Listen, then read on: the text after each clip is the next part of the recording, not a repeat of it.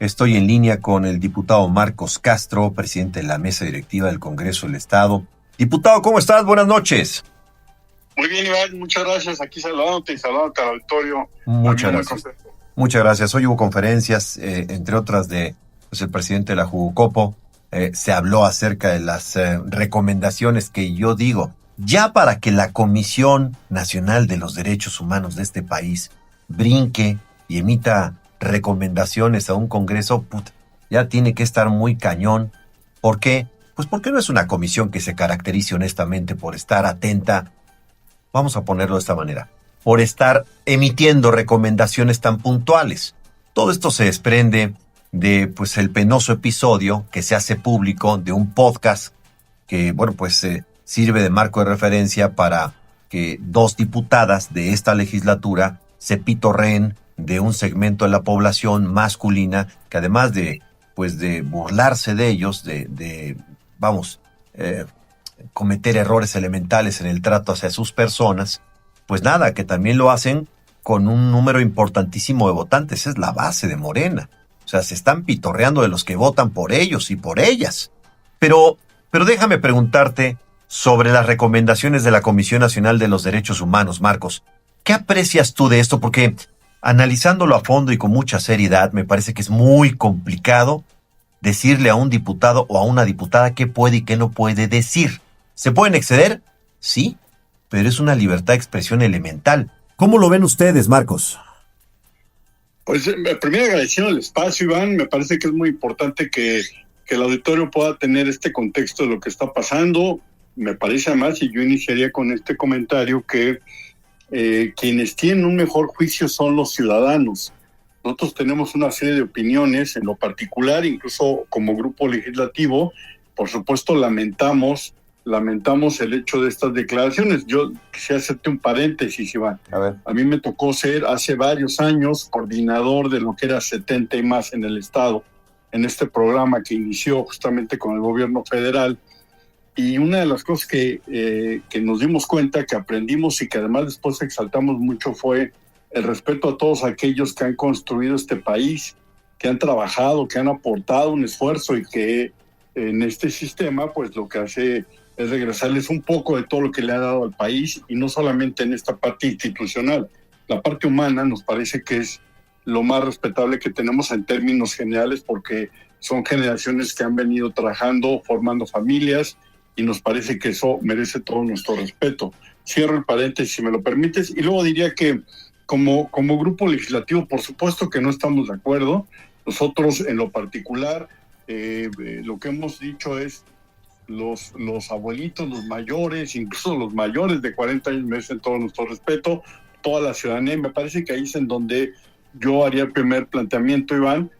Me parece que hoy la gran reflexión que se tiene que hacer por parte de todos, pero sobre todo de quien hoy gobierna, es esta posibilidad de respetar y cuidar a todos los segmentos y dejar de polarizar. Sería el primer planteamiento. Y el segundo tiene que ver con esto que comentas de la Comisión de Derechos Humanos. Sí.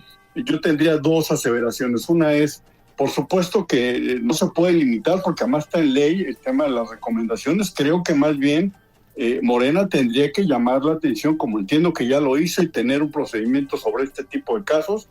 Nosotros en lo particular, por supuesto que vemos que el tema ha sido un error muy grave. Sin embargo, también creemos, y ese es el segundo planteamiento respecto de la comisión, que hay temas mucho más importantes en donde la comisión tendría que estar trabajando.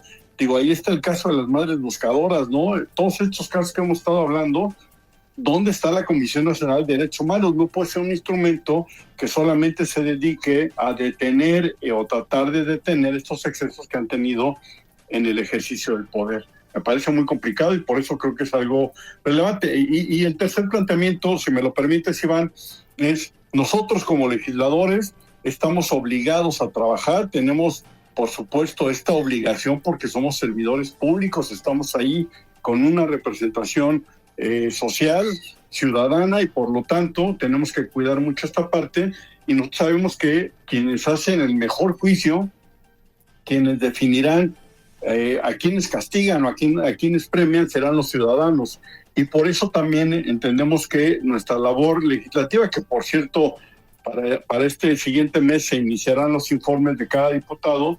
Los ciudadanos podrán ver qué hemos hecho cada uno de nosotros, qué hemos planteado, qué hemos trabajado, y en ese sentido evaluar y tomar una decisión. Nos parece que eso va a ser fundamental, y yo insistiría en que hoy en día los ciudadanos lo que quieren son soluciones, respuestas, y no este tipo de cosas que han sucedido que de repente parecen banales, y entendemos que por eso la ciudadanía se cansa de este tipo de cosas. De acuerdo. Leía muchísimos comentarios, seguramente tú lo has hecho también, diciendo o señalando o exigiendo o reclamando que ya renuncien como diputadas, que no se presenten al Congreso. Eso no se puede hacer. Debemos ser honestos, debemos hablar con la realidad, y si los excesos de un par de diputadas como ellas dos han protagonizado un escandalazo nacional, vamos a ser objetivos. Ellas van a seguir siendo diputadas. Yo no sé si el partido las vaya a castigar o no. No sé si le están tapando el ojo al macho o no. La verdad es que no lo tengo claro. Me da la impresión de que nunca van a ser tocadas. O sea, no las van a expulsar ni de chiste. Ni de chiste. Pero también yo diría, no nos distraigamos con este asunto de que a las diputadas las pueden callar o las pueden sancionar o las pueden limitar o les pueden prohibir el acceso al Congreso. No, eso no puede pasar, Marcos. Sí, por supuesto. De hecho, incluso solamente, y yo insistiría, no defiendo este tipo de situaciones. Claro. Al contrario, yo insisto, creo que es muy importante que hoy todos los que tenemos o estamos en el servicio público reflexionemos a quién nos debemos, y nos debemos a los ciudadanos. Pero hay algo muy importante. También está establecido institucionalmente el tema de que a nadie se le pueda, de alguna manera, llegar a estos extremos de pedirle o no la renuncia. Seguramente es una facultad de la ciudadanía, pero lo cierto es que hoy la ley se refiere a este tipo de casos cuando hay algún procedimiento jurídico y penal que pueda limitar esta situación. Y ahí es en donde me parece que también es importante que la ciudadanía tenga esta información, porque efectivamente entendemos la indignación, el enojo, pero en estricto sentido ningún procedimiento lo permitiría. Sí, de acuerdo contigo. Así que al pan, pan y al vino, vino. Hay que ser pragmáticos y hay que reconocer que, pues sí hubo un exceso, pues sí. Hay una instancia que podría sancionar, pues sí. Yo creo que no va a pasar, también. Pero de eso a que este par de diputadas dejen de legislar, no, eso no se puede. No sé si en el fondo de veras legislen algo. La verdad es que no lo sé.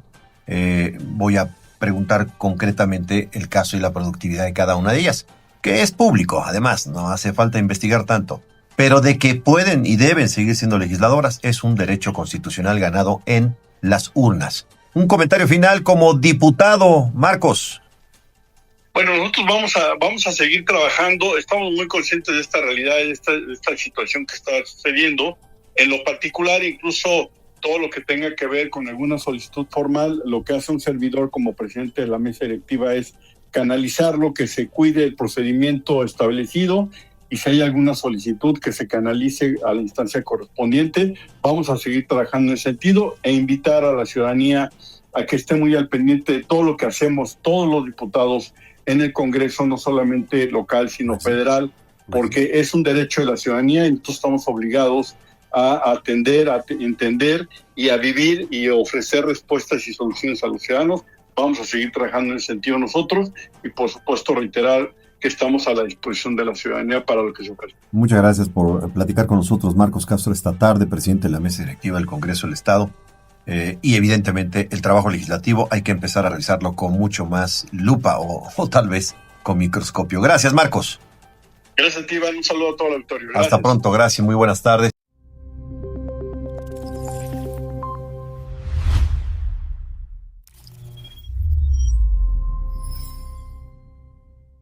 ¿Cómo estás, querido Ulises? Buenas noches.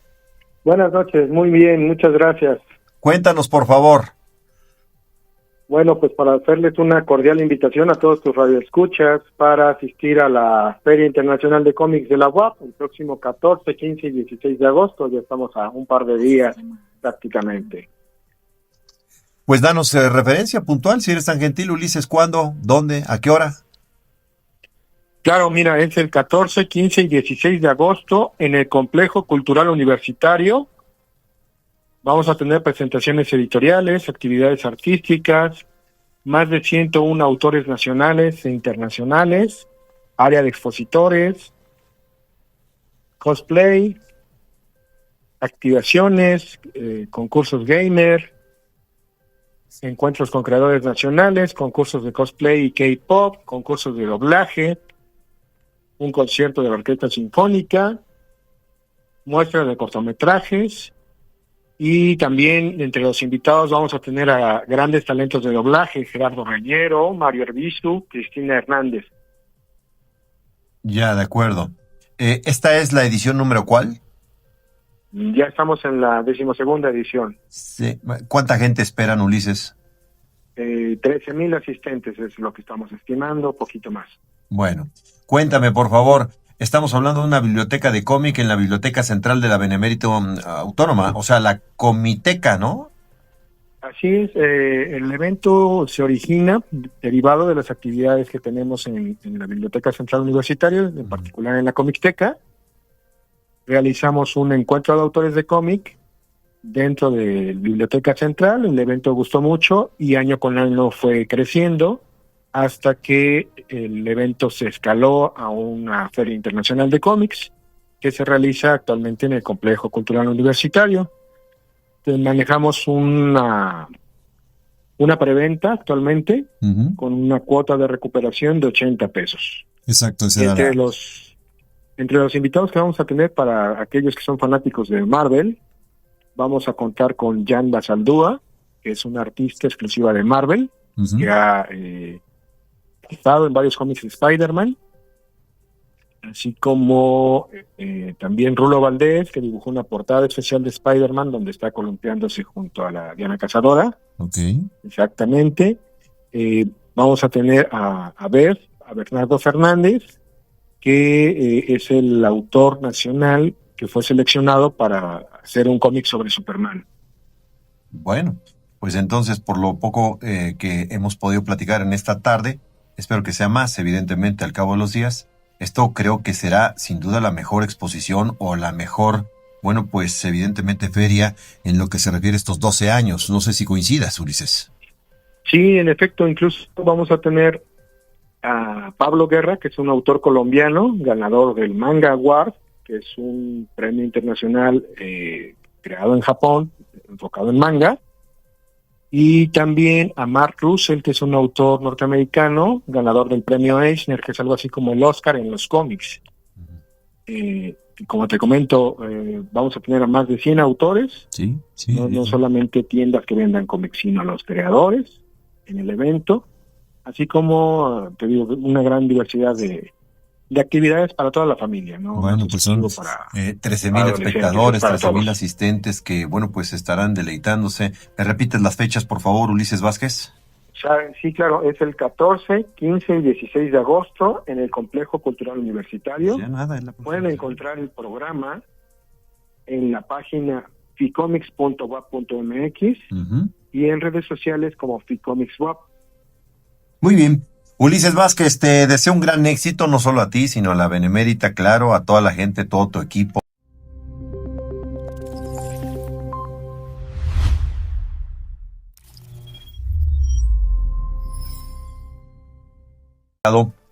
Esta tarde, por supuesto, al doctor Eduardo Vázquez Rosains, investigador, le decía yo, catedrático, consultor en materia de seguridad, además de colaborador de este espacio y un amigo personal desde ya tantísimos años. Querido Eduardo, ¿cómo estás? Con mucho gusto, Iván. Bienvenido. Qué gusto tenerte aquí en el estudio. Y pues, hombre, siempre me has dicho, y siempre le has dicho al auditorio, porque esta es una reflexión pública, no nos vayamos con las cifras alegres.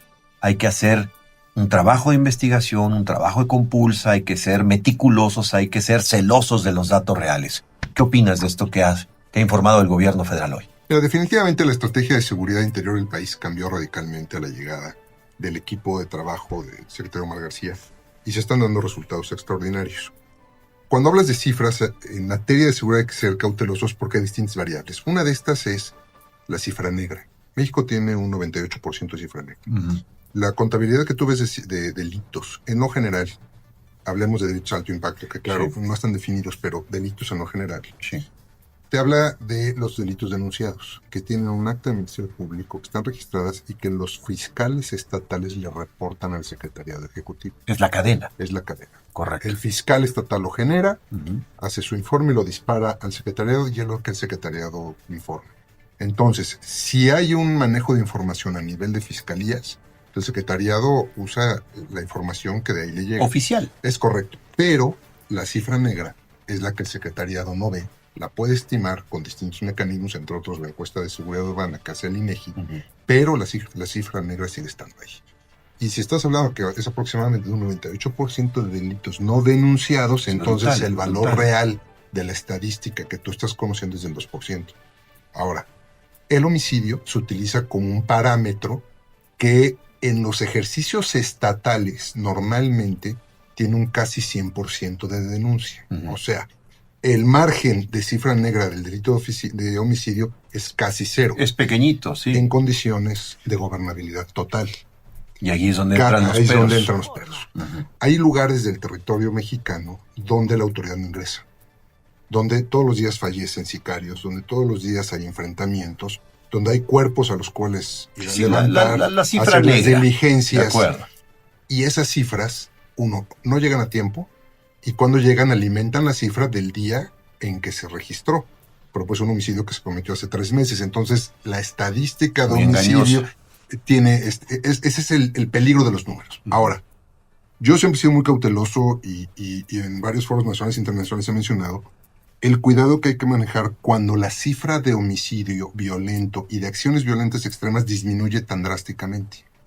Porque internacionalmente tanto las Naciones Unidas como otros organismos internacionales advierten que en lugares donde hay extrema violencia, sobre todo en lugares donde hay conflictos armados e internos, como es el caso de México, Sí. de algunas regiones, esa disminución normalmente es o porque hay un grupo hegemónico que controla una región y deja de generar violencia porque controla la región, incluyendo a las autoridades, o en algún momento, y perdón por la expresión que voy a utilizar, no hay nadie más a quien enfrentar y en consecuencia matar, lo cual incrementa las cifras.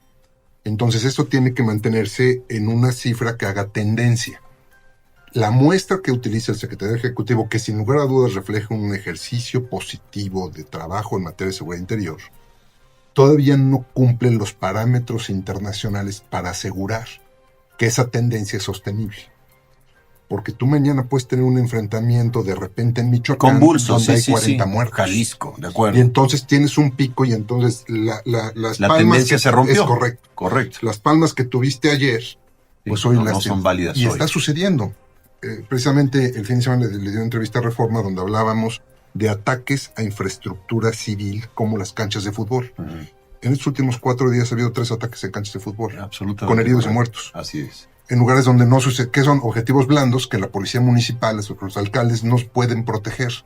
Entonces de repente en un ataque de estos tienes 7 víctimas, donde el mes pasado reportaste que había 2.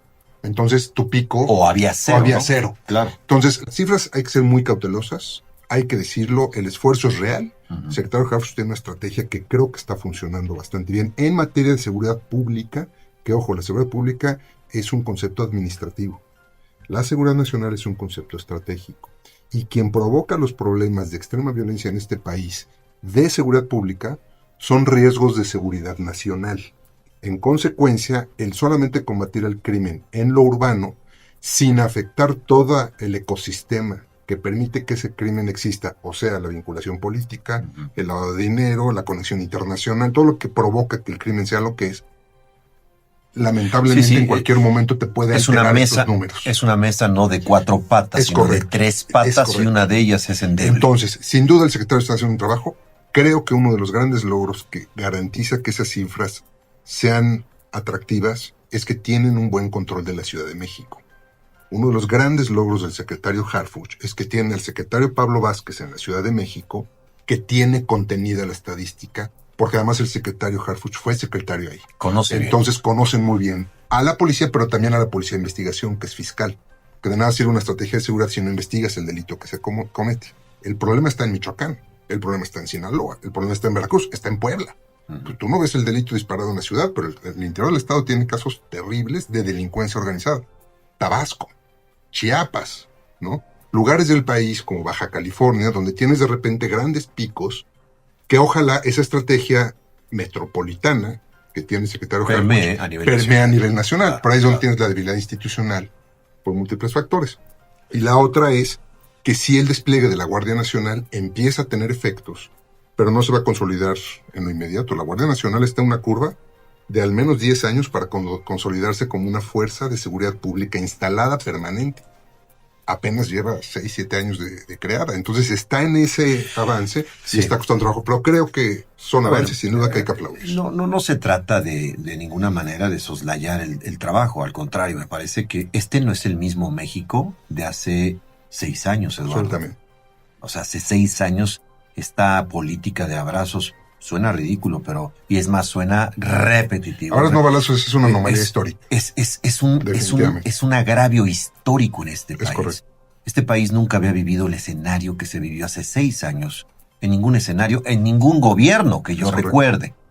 Por eso, hablar hoy de estos números, más allá de que los presenten como datos, de celebración, por decirlo en el mejor de los términos, datos a destacar, positivísimos, son datos importantes. Yo veo... De que se está haciendo algo, sí. Sin duda se está haciendo algo. Yo veo, algo. Iván, una estrategia del secretario Harfuch de recuperación territorial. Es lo que yo observo. Están esforzándose para hacer una recuperación territorial, Sí. que sí en efecto está provocando esta cifra que disminuye, Sí. pero por la experiencia que yo tengo y lo que he visto durante años, y hace 25 años tú y yo hablábamos Sí. de la transición que era de tener delincuentes comunes a crimen organizado. Hace 25 años, qué bueno que lo dices. Nos tocó ver esos cambios. Hablábamos de no nos acostumbremos Es correcto. a la violencia porque va a llegar un momento en que vamos a vivir entre muertos. Entonces, abrazos no balazos lo que provocó, como pasó en Colombia y que ahorita Despiérela se está enfrentando, Sí.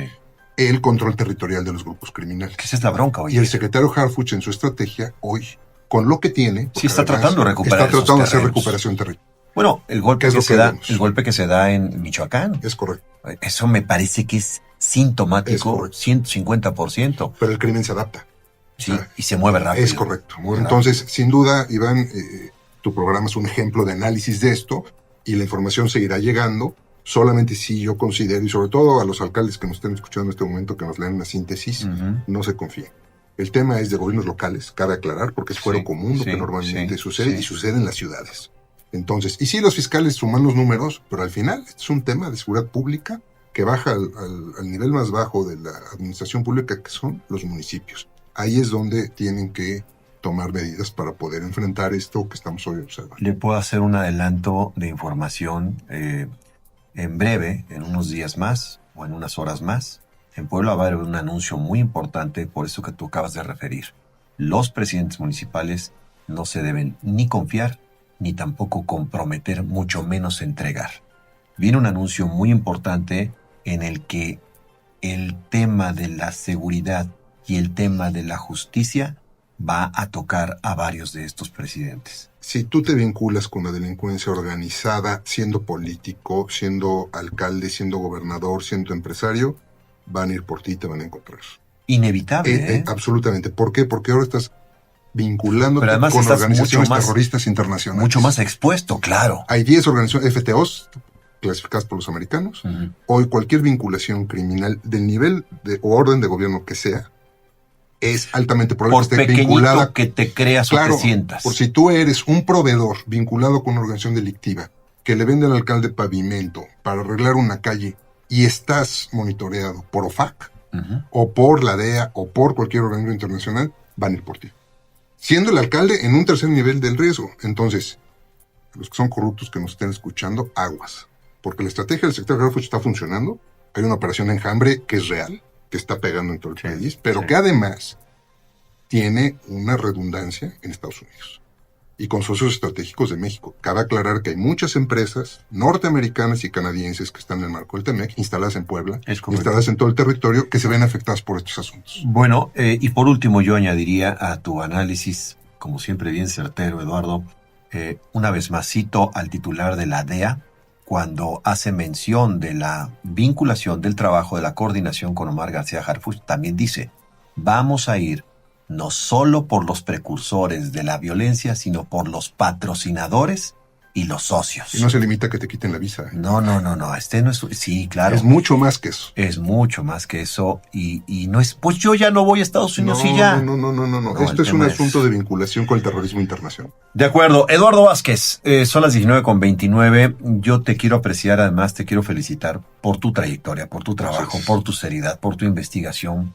Vamos, por tu compromiso, porque además lo has hecho en diferentes trincheras. Sí. Muchas de ellas en el servicio público federal incluso. Tienes, yo tengo en las manos, y tienes, Eduardo, tu más reciente publicación, Seguridad Nacional, enfoques para entender riesgos. El prólogo es de Ana María Salazar, una mujer que tiene conocimiento periodístico muy interesante, además internacionalista consolidada, que sin duda alguna. ¿Cuándo presentas tu libro y en dónde lo presentas, Eduardo? Lo presento en un lugar de La Mancha, en Esopo 111, en la Ciudad de México, en Polanco, el día sábado. ¿Este sábado? Este sábado. Muy bien. Sábado 15 de agosto a las 12 del día. Si alguien gusta acompañarnos, Gracias. me dará mucho gusto que estén por ahí. Estará excelente. Este es un libro, vamos, lo dice el título, Seguridad Nacional, enfoques para entender riesgos, pero ¿lo podemos entender todos, Eduardo? Es un libro diseñado para cualquier persona interesada en los temas o para también expertos, que habla y deja claro que el problema de seguridad del país no se limita a la violencia y la delincuencia, sino a un factor multifuncional y que tiene que ver con muchos riesgos, donde hablamos de salud, hablamos de tecnología, hablamos hasta de la carrera espacial, que tiene que ver con estos temas. Entonces es un libro donde van a encontrar varias respuestas. Será un agasajo leerlo de verdad y además, permíteme comprometerte, seguir contando con tu análisis, porque es un privilegio para este espacio y para esta casa también. Gracias, Eduardo. A ustedes. Gracias. Voy a la pausa publicitaria. Eduardo Vázquez Rosáins, colaborador de esta casa, además un analista, investigador, catedrático, en fin, un hombre que le sabe de veras al análisis en materia de seguridad, no solo nacional, sino también internacional. Saludo entonces, ya lo escuchó usted, al doctor Carlos Valdés, investigador en geofísica de la UNAM, por supuesto, catedrático, investigador de la misma casa de estudios. ¿Cómo estás, doctor? Buenas tardes.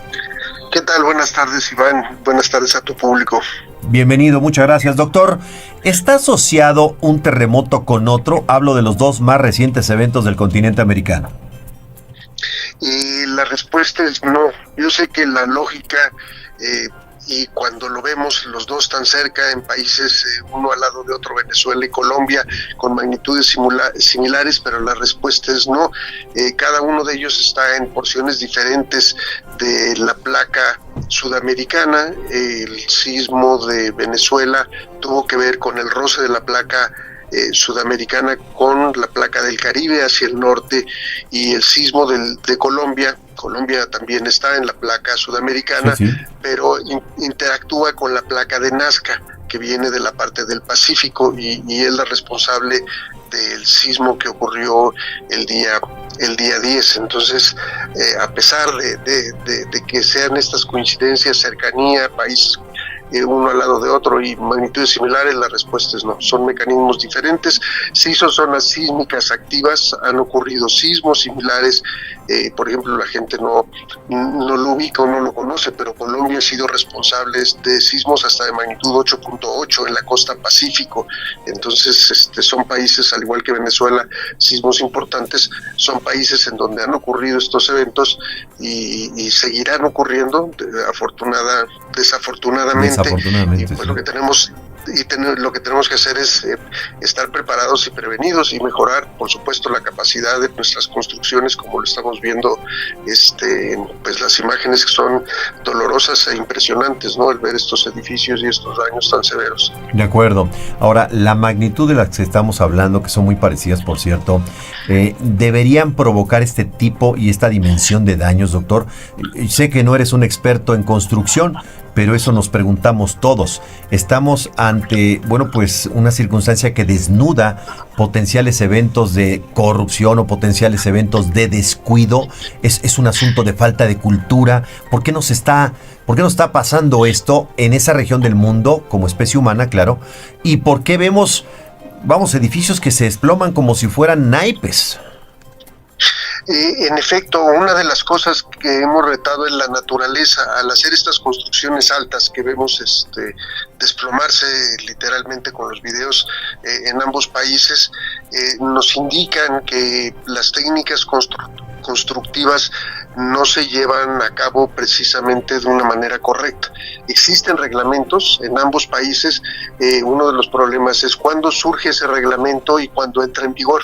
Si la construcción se hizo antes de que un reglamento estricto entre en vigor, la ley no es retroactiva, sí. Entonces no obliga a los dueños, a quienes habitan, a cumplir con ese reglamento, y ese es un problema serio, ese es un problema importante que también tenemos en el caso mexicano. Si nos brincamos de este lado, vemos nosotros que después del sismo de 1985, el reglamento de construcción que salió el año siguiente, en 1986, es un reglamento muy estricto que considera los efectos de las diferentes zonas sísmicas de la Ciudad de México y el tipo de eventos que provocaron que esos edificios se dañaran o que colapsaran, como son el golpeteo, el estar pegadas los inmuebles uno con otro, las estructuras, el tener lo que llamamos pisos blandos, que son zonas para estacionamientos en donde no tenemos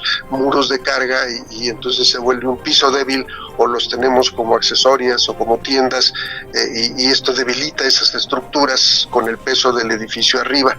Entonces eso nos hace reflexionar que si una de las cosas importantes es conocer cuándo fue construido el inmueble en donde vivimos, si es antes de esa fecha, una de las cosas que deberíamos hacer es revisarlo con detenimiento, primero nosotros mismos, porque conocemos bien nuestro edificio, revisar literalmente paredes por paredes, ir viendo si hay pequeñas fisuras y fracturas, marcarlas. Lo puede uno marcar, por ejemplo, con un lápiz, de dónde a dónde va, con un paréntesis en uno y en otro lado, anotar la fecha, anotar el grosor que percibimos nosotros en esa grieta. Puede ser un grosor, por ejemplo, muy delgado, sería el tamaño de un cabello, un poco más amplio, por ejemplo, la punta de un lápiz, sí. Y esto tenerlo anotado en una libreta. Si observamos que hay zonas de la casa o del departamento en donde apreciamos más estas pequeñas fisuras o fracturas, pues ya de entrada nos está indicando que es algún punto débil, ¿no?, que se concentren ahí. Con esta información nosotros podemos consultar a un ingeniero civil, o un amigo que tengamos que sea ingeniero civil o estructurista o arquitecto, y comentarles, y eso les ayuda a ellos a visualizar ya de una manera diferente la estructura y qué tan crítico es lo que les estamos mostrando, y si por ejemplo sería recomendable tratar de buscar algún tipo de reforzamiento. Esto es tratar de traer entonces la estructura a que tenga una resistencia más adecuada, sí, reforzándola, sí, aunque haya sido construida desde hace tiempo. Es todavía muy común en la zona centro ver edificios que fueron construidos a finales de los 50 o de los 60 y estos no tienen ese reglamento. Bueno, el estricto comienza en el 86, ha habido varias modificaciones, pero la parte fundamental se inicia en el 86. Entonces esa es una recomendación que debemos de llevar a cabo.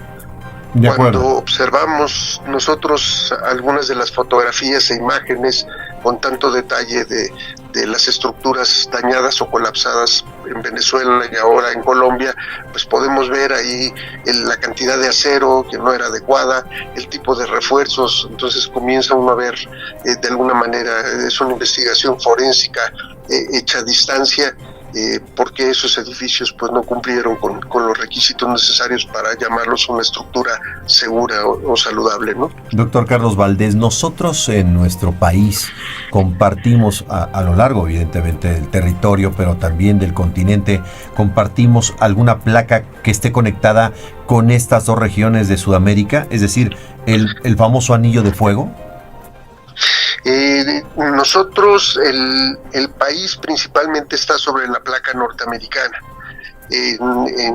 hacia el lado del Pacífico, Baja California Norte y Baja California Sur, ambas están en la placa del Pacífico, que las está arrastrando lentamente hacia el norte, las está separando del continente, y después viene una placa conocida como la placa de Cocos, que tiene la frontera literalmente entre los estados de Jalisco, Colima, Michoacán, Guerrero, Oaxaca y Chiapas, y parte de esta placa continúa un poco hacia Centroamérica. ahí interviene la placa del Caribe. El límite de la placa del Caribe toca a la placa norteamericana y a la placa de Cocos, más o menos en la región, en la frontera entre Chiapas y Guatemala. Y a partir de ahí esta placa del Caribe se extiende hacia las islas del Caribe, y ahí es en donde entra en contacto tanto con partes al norte de Colombia, más en la parte de Venezuela. Y esta frontera, la frontera del Pacífico, literalmente esa parte sí está en lo que se llamaría o es conocido como el anillo de fuego, porque también hay la parte de volcanes y la parte de sismos que rodea a todo el Pacífico. Entonces somos la actividad, la llamamos nosotros tectónica, el que interactúa en 5 placas en México nos hace una situación compleja en donde tenemos sismos importantes y grandes a la mitad de Baja California y después a lo largo del Pacífico, y también tenemos otros sismos dentro del continente. Chiapas también es un estado que tiene sismos hacia la costa, pero también dentro de su territorio. Entonces es complejo, ¿no? Llamamos definitivamente un país sísmicamente activo a México, y pues esto nos ha llevado a sobrellevar sismos importantes en otras ocasiones, y a ir pues a través de estos eventos mejorando los códigos, la parte del sistema de alerta sísmico que tenemos.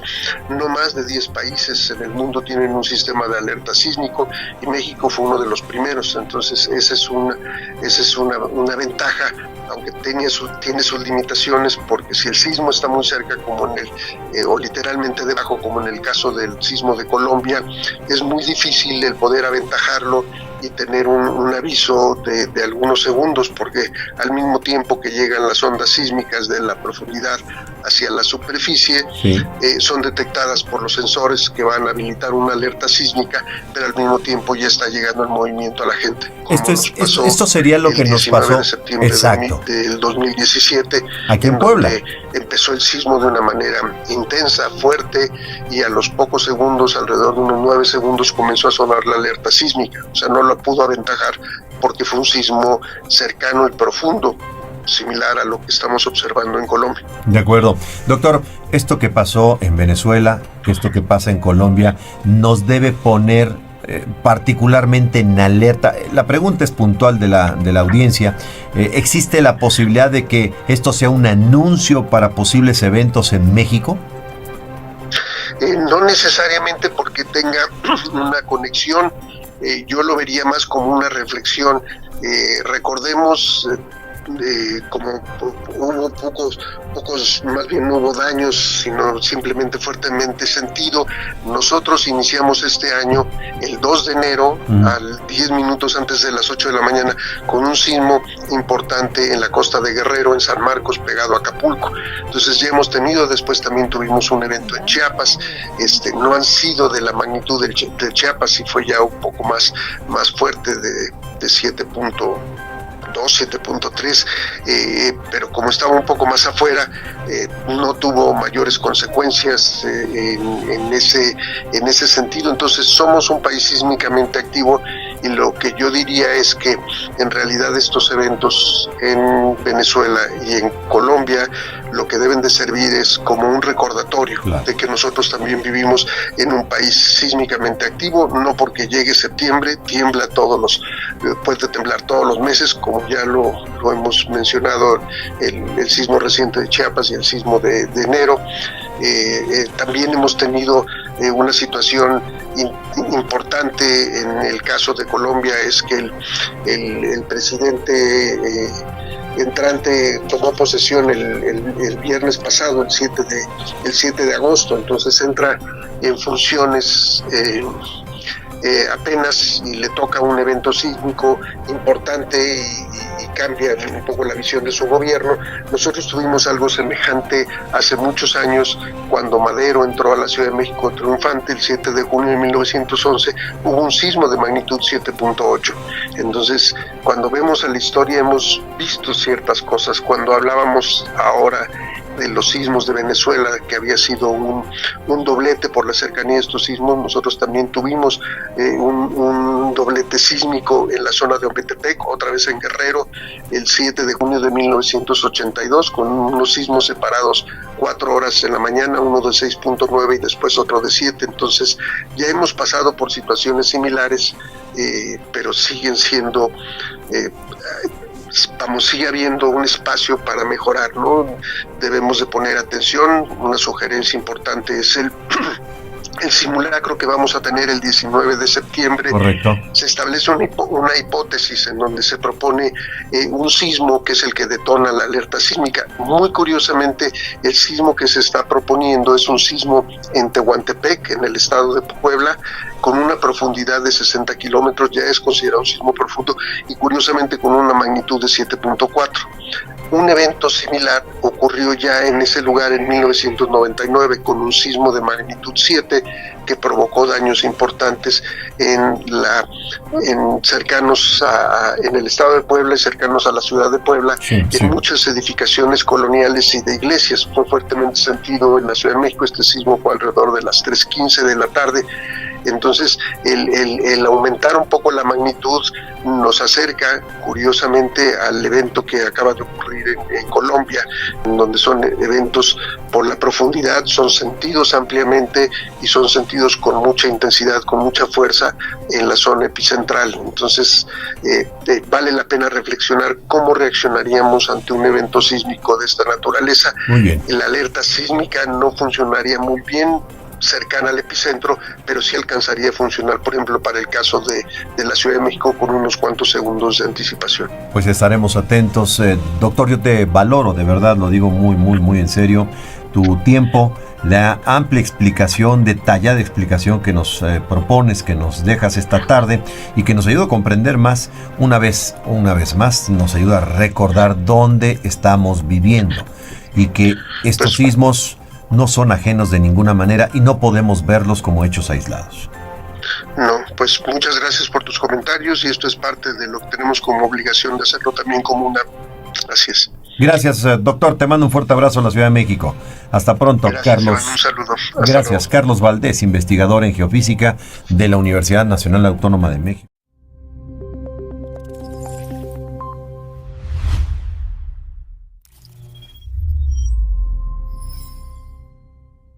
Un saludo migrante desde Colombia hacia México. Dime, María Eugenia, ¿cuánta gente perdió la vida con datos oficiales? Hay ya lo que siempre sucede, una cifra oficial y la cifra, bueno, pues que corre entre la población, corre entre las calles de las zonas afectadas.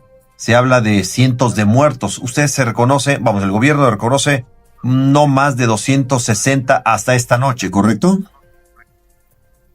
Sí, la cifra está entre 200 algo de personas fallecidas. Todavía no podemos dar pues cifras oficiales de damnificados porque se sigue en la búsqueda de personas, pero sí hay cerca de 1,000 personas heridas también y cerca de 200 personas desaparecidas, 5,000 viviendas afectadas, y son 200 municipios que también resultaron afectados por este terremoto, sobre todo en San José del Palmar y en el Cairo, Cali, Manizales y Chocó, son las partes más afectadas. Hoy día también se refieren de más de 6,000 personas que se han quedado literalmente fuera de sus domicilios por los daños estructurales que esto ha significado. Me refiero al sismo. ¿Hay infraestructura suficiente, albergues, hospitales, María Eugenia, para atender a todos los afectados? Pues el presidente de la República se puso las botas y las camisetas y está en territorio, con todo su gabinete, con todo su equipo, y están haciendo pues las respectivas inspecciones, evaluaciones. También se solicitaron ingenieros civiles que fueran allá a evaluar la estructura de los edificios, y todavía son aptas para habitarse, pues se van a devolver a las casas, y si no se va a dar un subsidio de arriendo. También se estaba hablando hoy que se iba a como aplazarlo de la declaración de renta, y también se va a dar un subsidio de servicios, porque estas personas pues prácticamente lo perdieron todo y están luchando por su vida. Pero Iván, aparte de eso, hoy volvimos a sentir otro temblor de una magnitud del 3.0. Eso fue con el epicentro en la Mesa de los Santos y fue exactamente a las 3:14 de la tarde. La profundidad fue de 155 kilómetros. Pero como le digo, nosotros acá en Bucaramanga pues ya estamos acostumbrados porque casi todos los días tiembla. Ya, de acuerdo. Y también les contamos que se inició una campaña, Bucaramanga Unida por Colombia, liderada por el alcalde Cristian Portilla, y la alcaldía de Bucaramanga pues se está haciendo un centro de acopio. Inició hoy, mañana miércoles y el jueves de 8 de la mañana a 6 de la tarde para hacer la recolección de alimentos no perecederos y de útiles de aseo. No se está recibiendo medicamentos ni ropa. Algo así, también implementos para los rescatistas, casco, gafas, guantes, tapabocas y todo lo que tiene que ver para los bebés y para las mascotas, alimentos para mascotas. Ya, dime una cosa, vamos unas horas de que se ha registrado este gran terremoto.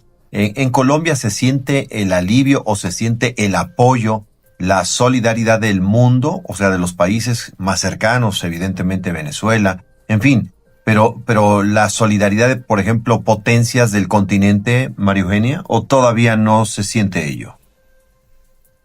Pues de Estados Unidos sí hay un gran respaldo. Pues hoy como estuvimos al aire casi todo el día, pues no he tenido así como tiempo de revisar de las otras partes del mundo, pero sí se está recibiendo mucho apoyo también de artistas, de futbolistas, de cantantes. Acá tenemos un humorista, Peter Albeiro, no sé si lo conozcan, ¿no? Sí. Él está radicado en Estados Unidos, es humorista, es empresario y él también fue el ganador de MasterChef y es también pues aliado del gobierno y también mandó ayudas, igual que los jugadores que mandaron y J Balvin, y mandaron aviones cargados con ayuda humanitaria. Entonces la solidaridad sí se siente. Precisamente donde hoy estuvimos, es el mismo lugar donde estuvimos el 24-25 de junio, haciendo la recolección para la ayuda para nuestros hermanos de Venezuela, y había también una delegación de Venezuela diciendo: ustedes se pusieron la 10, ustedes se la jugaron por nosotros y nos respaldaron. Entonces ahora es el turno de nosotros y también están con toda la comunidad de Venezuela ayudando a todo el pueblo colombiano. Muy bien. María Eugenia Mejía, pues te mandamos una vez más un abrazo solidario, desde luego. Te comparto, seguramente ya lo tienes en referencia, y si no, bueno, pues es parte de la noticia que ocurre aquí en México. El gobierno mexicano ha, configurado ya un equipo de trabajo, un equipo de rescatistas, un equipo de expertos militares, por supuesto, binomios con caninos, etcétera, y hay 4 aviones cargados con equipo para ser desplazados, enviados hacia tu territorio, una vez que se establezca la comunicación, evidentemente diplomática suficiente, necesaria para coordinar esta ayuda internacional. ¿Cuatro aviones? Es correcto, sí, son 4 aviones los que están considerando para que tengan salida en las próximas horas, y con ello, bueno, pues que una vez más México se haga presente con nuestros hermanos sudamericanos. Claro que sí, una información pues muy importante. Mañana la compartiremos al aire desde la cultural a primeras horas entonces. Sí, te mandamos incluso, si me lo permites, a través de la comunicación que tenemos con producciones, te mandamos las declaraciones, incluso la presidenta mexicana, de los esfuerzos de la Secretaría de Defensa Nacional, en fin, todo lo que significa aquí la ayuda que entiendo comenzará a gestarse para que llegue en las próximas horas a tu territorio. Te mando un fuerte abrazo, María Eugenia. Gracias, un abrazo, Iván. Feliz noche.